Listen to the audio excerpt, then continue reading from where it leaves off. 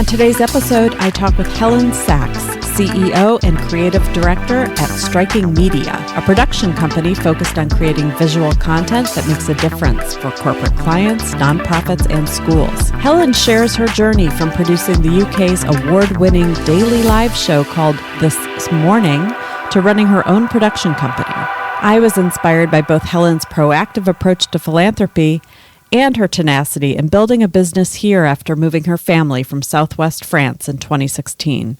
I hope you enjoy this conversation. Well, hello, Helen. Welcome to the M Word. Hi, Jennifer. Lovely to be here. I am so excited to have this conversation because I feel like you and I have crossed paths. We've walked parallel paths. We've had similar clients. We've tripped over each other at different client things.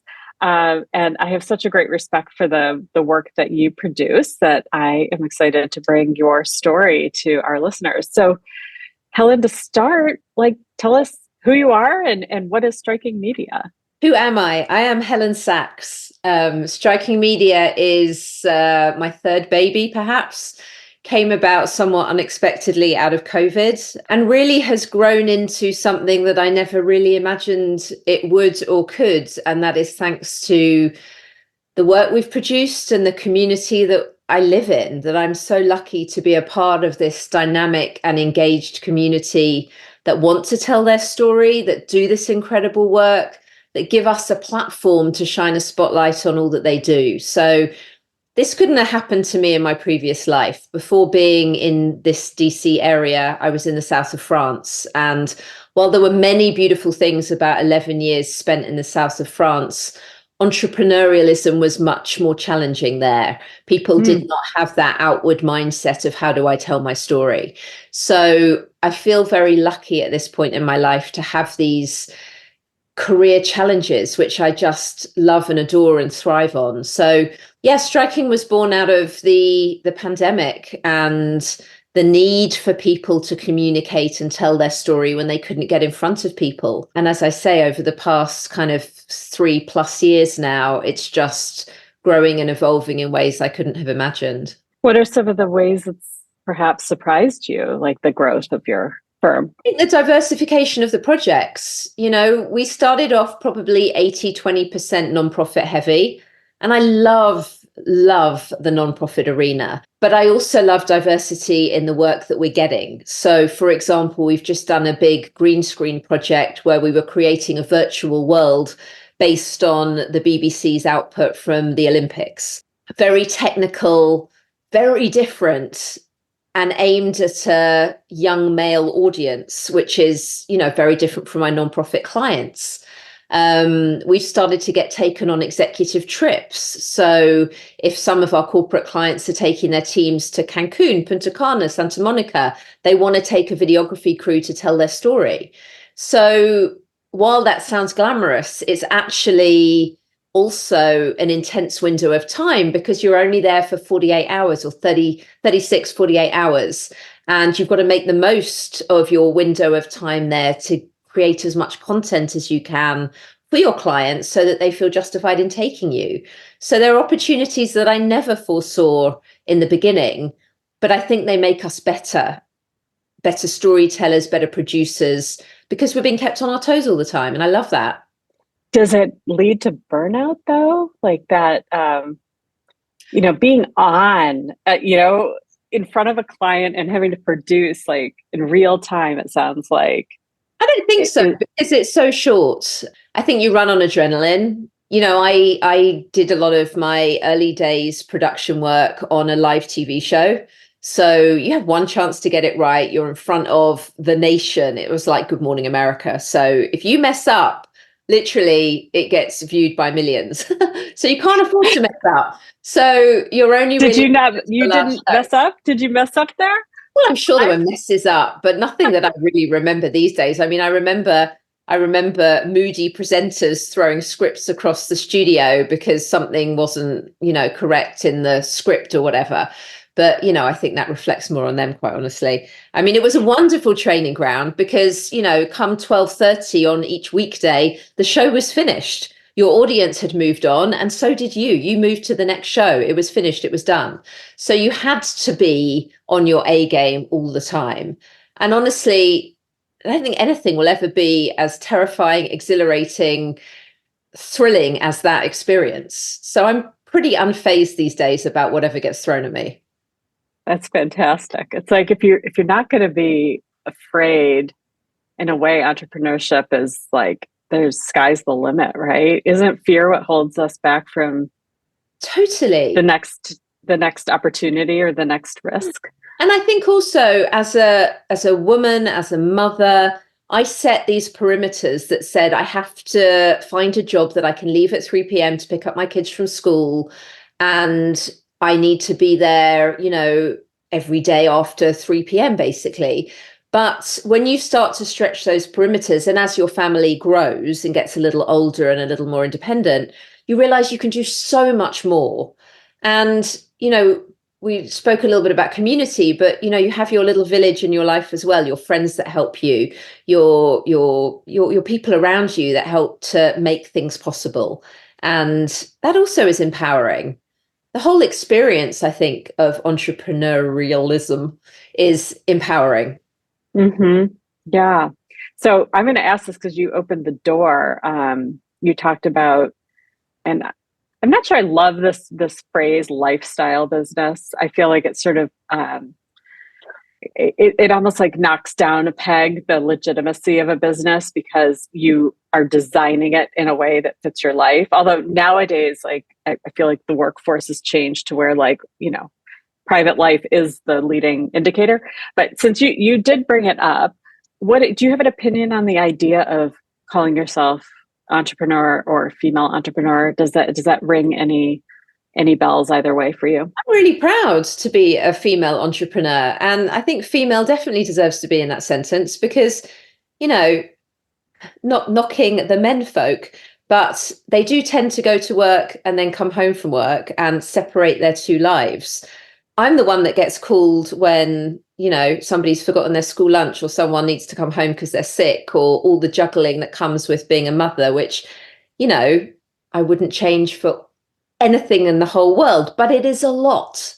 It is a lot to be a female entrepreneur and juggle family life and my work and everything else that happens. And sometimes I think it's a miracle that I've got this far, because I'm stretched in so many different directions. And I have a very, very supportive family, but they all need things from you all the time. So I very often do not do a standard hour day, or I'm making it up in the evening or on the weekend or in between times, sitting at the pool when the kids are swimming, doing a proposal because I have a window of time and I'm going to make the most of every minute. So it is a challenge and it is a juggle. And I'm really proud that I'm achieving in that environment. What has been your biggest success so far in this journey of entrepreneurialism? I have a very clear answer to that question. I tell my clients all the time, my nonprofit clients, when you share stories that are meaningful, it gets reactions. There is no question. And I was lucky enough through the Community Foundation for Northern Virginia to tell the story of a lady who had experienced sexual abuse as a child for an organization called Safe Spot in Leesburg, which provided a safe place for children to tell their stories of sexual abuse. So they only had to tell that story once, which meant that more people were being prosecuted and being held accountable for their actions. And when you look at the statistics around sexual abuse, it's just unbelievable. You can't believe this happens to that level in our community. This lady who was on the board of Safe Spot shared her story, came to the Community Foundation Gala, was in the room with 500 or so people when her story was told on the big screen. And my heart was with her. She'd chosen not to watch the video prior to that moment. So she was seeing it for the first time. And afterwards, I went and spoke to her. It was very moving. You could have heard a pin drop in the room when she was telling her story. The lady in front of me was crying. I always watch people watching my videos when they play. I don't watch the video because I know it so well. And afterwards, I went over to her and I said, that was incredible. Everyone was so engaged in your story. Thank you for sharing it with me. And this man came between us quite abruptly, no idea who I was.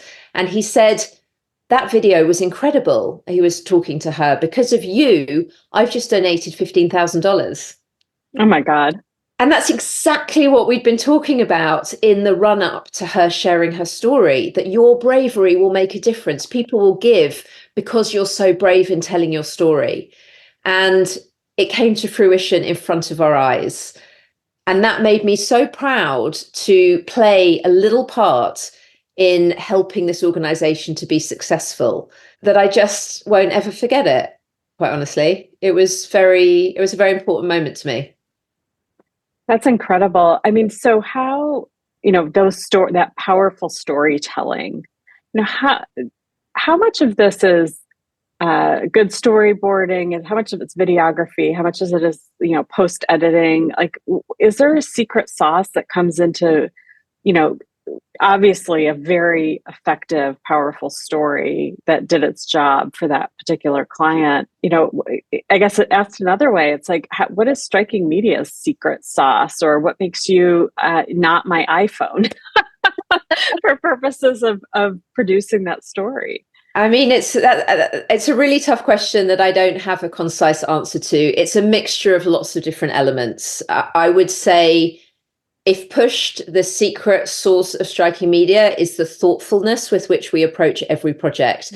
There is no copy paste.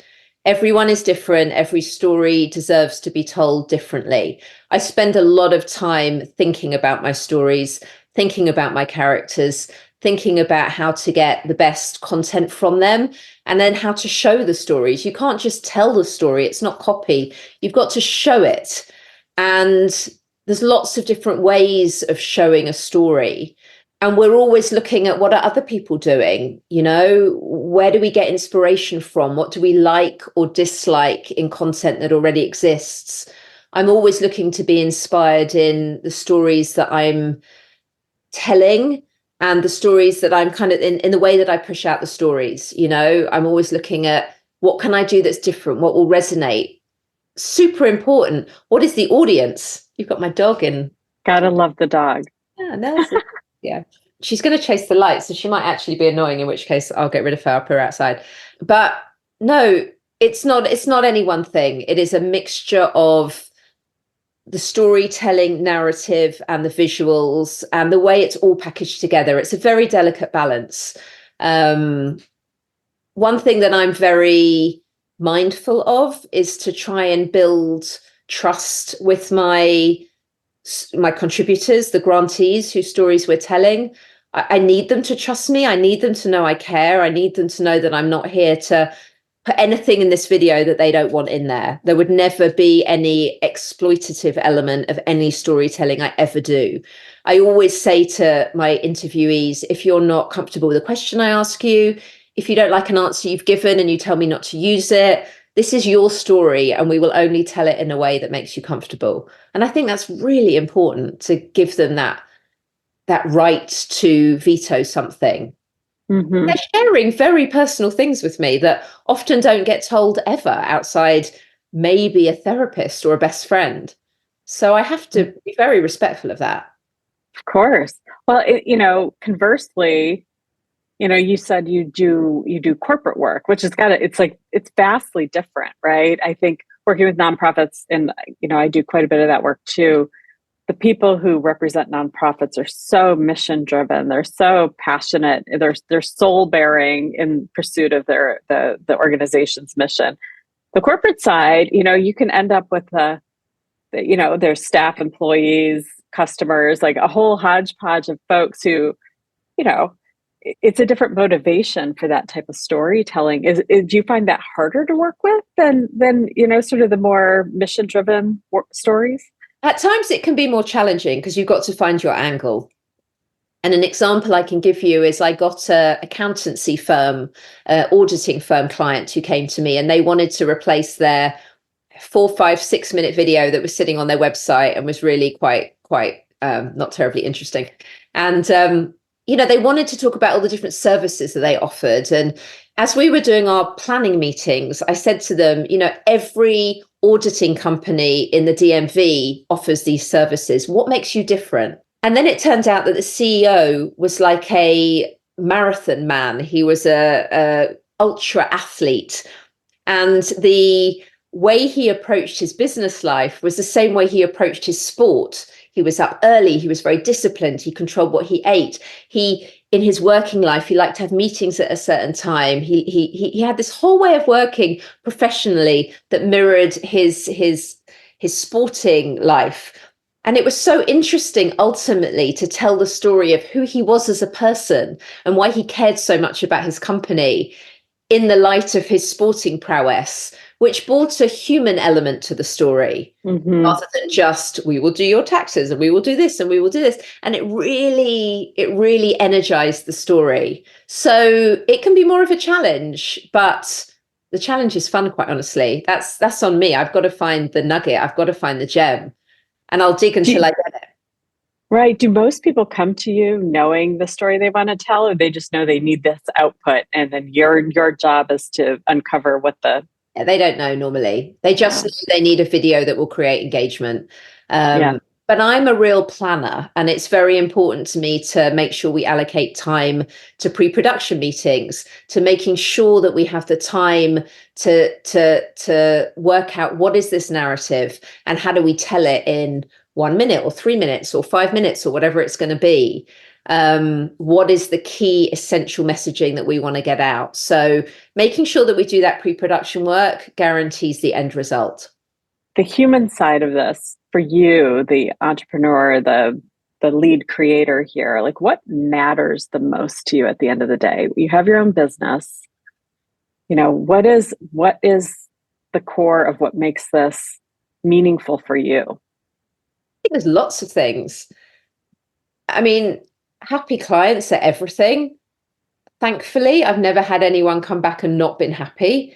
Generally, my clients, they come back each year for another project and they refer me on to people they know, which is a huge kind of feather in my bow. I'm very proud to have that repeat business and referrals. So that matters hugely. My Google My Business reviews that are excellent fill me with pride and make me glow. And they're not just a reflection on me, they're absolutely a reflection of the whole team. So that's hugely important. But I also strive very hard to have a business that fits in around my needs, you know, that does allow me to travel in the summer, go home and see my family, and take the work with me in a way that is manageable. So, you know, we do a lot of filming pre-summer, and then we're generally in edit mode while I'm away, so I can work remotely. And I, you know, now at this stage of Striking Media, you know, I have teams that can go out if I'm not here. So we continue to produce, but having a business model that allows me to get home and see my family is also important to me. So what's been the hard parts? Like, where's the bump in the road or the ceiling or the left turn that you've had to make? I think every job is completely different. I've never, ever had two jobs that are exactly the same. And I think we've had, in the very beginning, when people were scrambling to figure out how do we communicate through COVID? How do we get in front of our audiences without being in person? People pivoted very quickly to, instead of, you know, a video for their fundraising gala, they want to have the full service, completely virtual gala, which is like a live TV show, which we are creating for them. You know, we did one particular event, which was multi-camera, very, very complex. I think there were 3 presenters, moving parts, video element, live elements, throwing to remote contributors. I think in retrospect, it was a little ambitious. We rehearsed over and over because, as I say, you know, I don't leave things to chance, let alone a live show like that.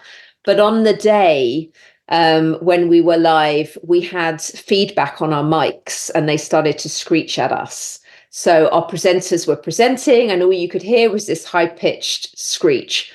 And the people that were streaming it, who I was on talkback with in my ear, were saying to me, you've got to get everybody in the surrounding area to switch off their cell phones because cell phone interference is adding to this feedback. So I'm trying to direct the action And then I have to like run around in a panic saying to everyone, turn your phones off, turn your phone off. And, there were certain people there that needed their phone for the production. And it was all kind of that heat of the moment craziness that we had to get over that hump to move forward. And it was a short window of time, but it was something that haunted me because, you feel like you're letting down your client when something like that happens because it's not perfect. And, you want it to be perfect every time. So that was something that I definitely learned from and grew from. And it didn't feel good, but, it wasn't a train wreck and everybody survived. So, it was okay. So would you say you handle sort of these bumps or these, hiccups? Is it easy for you, or do those things sort of make you, some entrepreneurs are just so type A that like anything that is unexpected, becomes too emotional, or you seem a little. I take it very seriously, and I'm a big debriefer. So on every project, I debrief. What did we do well? What could we improve upon next time? But I also have enough life experience to know that nobody's dying. Nobody's, it's not the end of the world. We all have learning experiences. And, if you need to move forward in a different direction as a result of something you've learned, then that's positive. You're learning and growing with every project you ever do. But I'm not going to become so wound up about it that I'm not going to ever work for someone again. Right. You know what I mean? Like, I don't think it would ever warrant that. I think I am pretty good at keeping things in perspective. Yeah. I always say, all these things, mistakes is learning, it's growth. I just, as long as you don't make the same mistake that's repeatable, right. You want to prevent that. But I do say there are days today I don't want to have to learn anything. Let today be a learning free day. Yeah, I know what you mean. You need some easy days in there, but for the most part, it's smooth sailing. There's not too many hiccups in the road. I feel like I've got, and I don't mean for this to sound arrogant, but I feel like I've learned a lot up to this point. This is like 25 years of production experience, starting at the BBC with independent production companies in London. I've done live shows. I've done big Saturday night entertainment shows. I've done, daytime live shows. I've worked with big personalities. I've done a lot. So I feel like the world I'm operating in right now, I can manage. It doesn't worry me. It doesn't freak me out. I love the challenge of always trying to be better. Mm-hmm. That's awesome. That's great advice too, to, if that's the focus is on just being better and not dwelling on, always what didn't work. So one thing I wanted to explore with you, Helen, because I know you do a lot pro bono. You this is not an advertisement for everyone to call Helen pro bono, but so because there is that pressure. So how do you fit that in as a small business? How do you fit that in when you're also in the business of selling to causes who pay good money? So do you have a philosophy or a framework for choosing your community partnerships? I think I just have an emotional head, Jennifer. I do sometimes give more than I plan to, but that's 100% on me. When I set up the business, I knew that I wanted to give back to certain causes, and I wanted to use the platform I had and the medias, the technology that I have to tell certain stories. One was always going to be breast cancer because it's a story close to my heart. So I have engaged with a breast cancer charity and I do pro bono work for them. And one is the animal world. I'm a huge dog lover, and I couldn't possibly take money from an animal shelter. It just wouldn't work for me.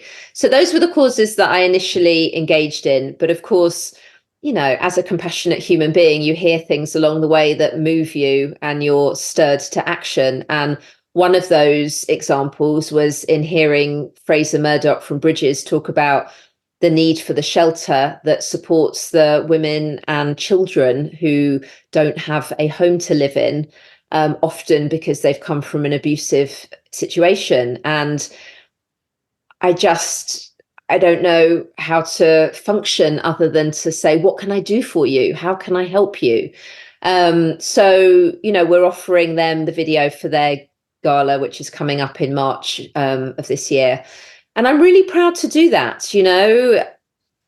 It's not ever planned as a mindful looking at my accounts to seeing what I can afford, because unfortunately, that's never really my focus. But I'm just doing it and making it work. And I never ask my team to offer their time. I would never do that. So I make sure that they get paid, and I offer my own time and I pay my team, and that's fine. I'm very happy to do it. I'm proud to tell these stories. They are so important.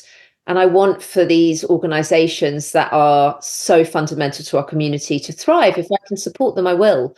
So, as a standard, I offer a 20% discount to my nonprofit clients. So I'm always trying to make myself affordable. I always say to nonprofit people that I meet in the community, let's just at least have a conversation. A conversation costs nothing, and let me see what I can do for you. I try and make it as affordable as I possibly can because I want to help them.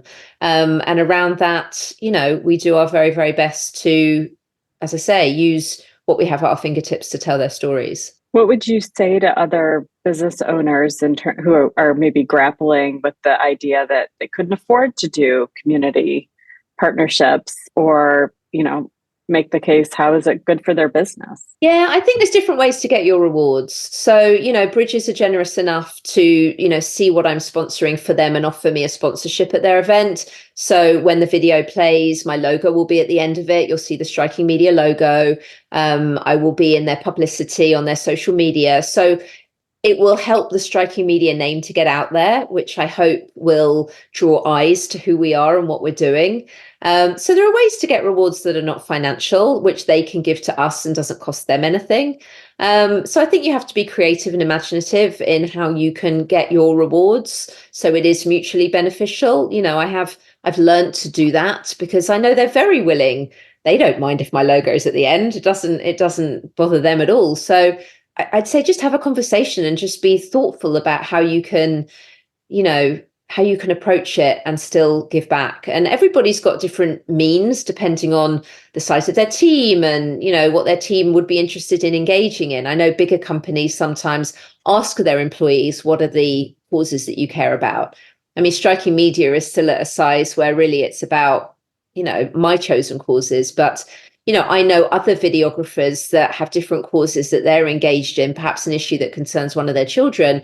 And I will say to them, if I can help you, I will, because I just believe we all should be lifting each other up. Mm-hmm.